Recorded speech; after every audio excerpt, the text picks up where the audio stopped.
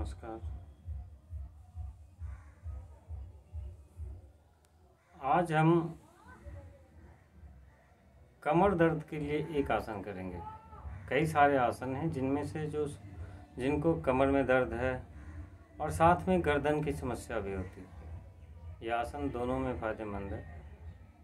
तो आज से कमर दर्द के लिए स्पेशली आसनों का अभ्यास करेंगे, जिस श्रृंखला में आज पहला अभ्यास है। और यकीन मानिए कि अगर इस एक आसन का भी अभ्यास मन लगा के करें तो कमर के दर्द से आपको छुटकारा मिल सकता है। इसका नाम है मकड़ासन। ये पेट के बल लेट के करते हैं।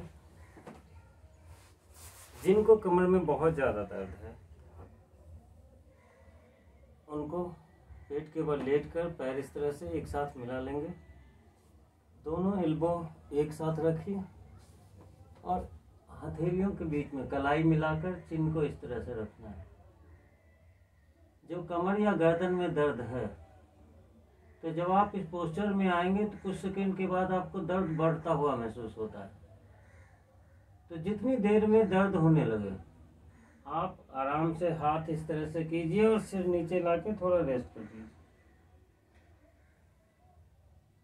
जहाँ दर्द है, तनाव महसूस हो रहा है, उस हिस्से को ढीला छोड़िए।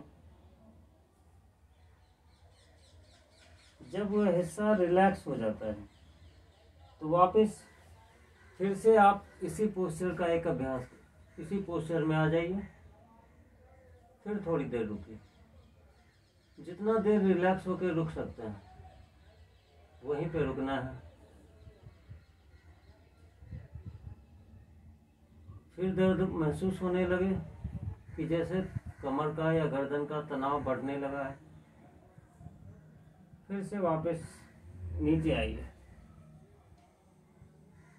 इस तरह से नीचे आने के बाद उस हिस्से को पूरा रिलैक्स कीजिए।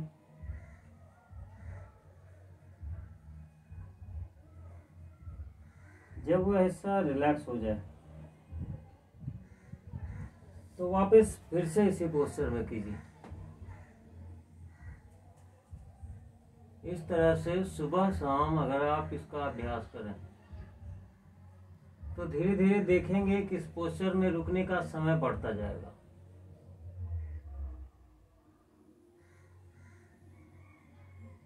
और धीरे धीरे इसको बढ़ा के 10 से 15 मिनट तक लाया जा सकता है।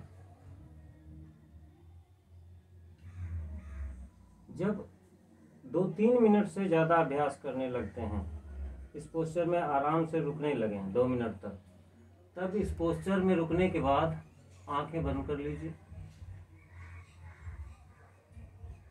बंद आंखों से अपने पूरे शरीर को देखिए।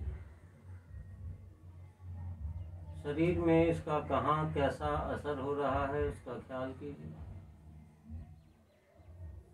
फिर धीरे धीरे अपना ध्यान इस पोस्चर में वहाँ लाइए जहाँ इसका सबसे ज़्यादा असर महसूस होने लग रहा है, जहाँ लगता है कि सबसे ज़्यादा दर्द है, तनाव है, कड़ापन है।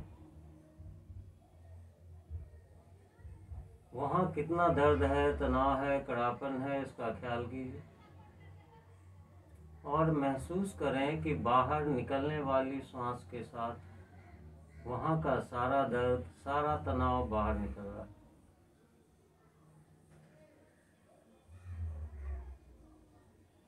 हर बाहर निकलने वाली सांस के साथ वहाँ के दर्द और तनाव को बाहर निकलता हुआ महसूस कीजिए।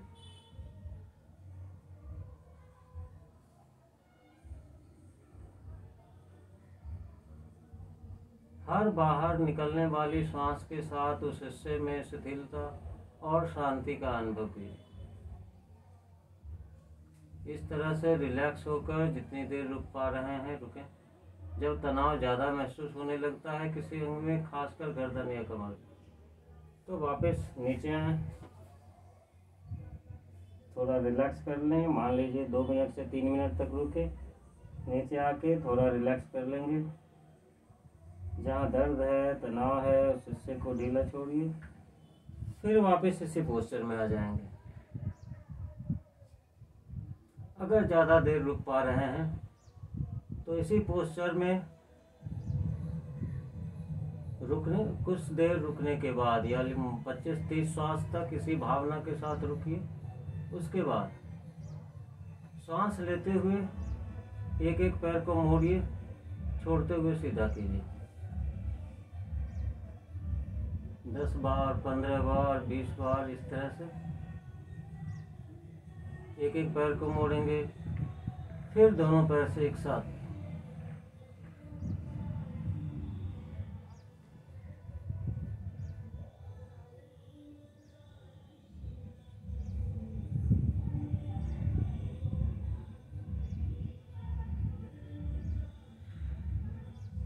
एक एक पैर से अगर 20 बार किया है तो दोनों पैरों से भी 20 बार कर लेंगे। इस तरह से 5 मिनट 10 मिनट से बढ़ाते बढ़ाते 15 मिनट तक ले जाइए। जब अभ्यास के अंत में अभ्यास खत्म करना हो तो सिर को नीचे लाइए। टेलबोन से लेकर गर्दन के ऊपरी छोर तक स्पाइन के हर जॉइंट्स को देखिए। उसके आसपास के मसल्स में कैसा महसूस हो रहा है उसका ध्यान करें और हर जॉइंट्स को मेंटली रिलैक्स करते जाएं, लूज करते जाएं, ढीला छोड़ते जाएं। उस हिस्से पर थोड़ा ज़्यादा देर रुकना है जहां दर्द, तनाव या कड़ापन आपको महसूस होता है।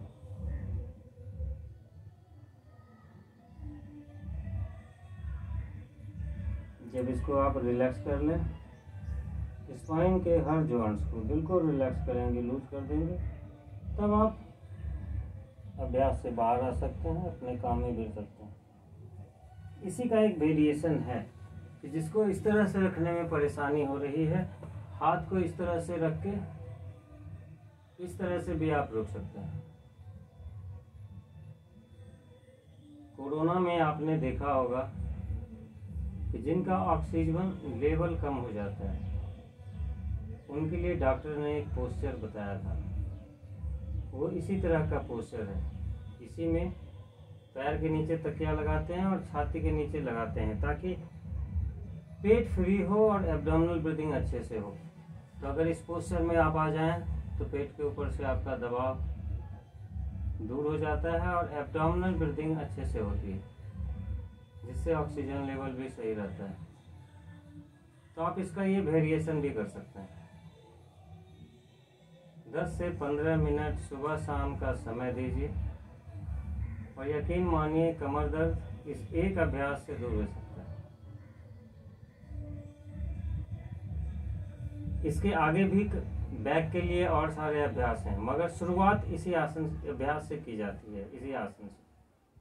यह अभ्यास जब अच्छे से होने लगता है तब फिर अगले अभ्यास को इसमें जोड़ा जाता है जो बैक के लिए है। तो आज हम लोग यही आसन करेंगे। 2 हो गया, एक मकरासन का मूल, दूसरा उसका वेरिएशन। ये दोनों अभ्यासों को आप 1 सप्ताह अगले संडे तक करके देखिए। फिर बैक का हम लोग दूसरा अभ्यास करेंगे। इस आसन के बारे में मेरा एक व्यक्तिगत अनुभव है घर का। मेरी माता जी छत से नीचे गिर गई थी तो उनके कमर में काफ़ी पेन होने लगा था। डॉक्टरों को दिखाया, दवाई देते थे, मगर वो ठीक नहीं हो पा रही थी।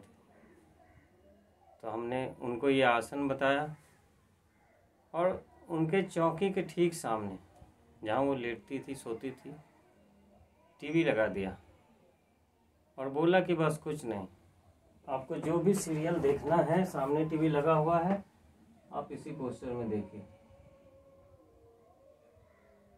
और धीरे धीरे उनका ये आदत ऐसा बन गया कि वो 1-1 घंटे तक इसमें लेटी रहती और इसी एक अभ्यास से उनका वो दर्द सही हुआ।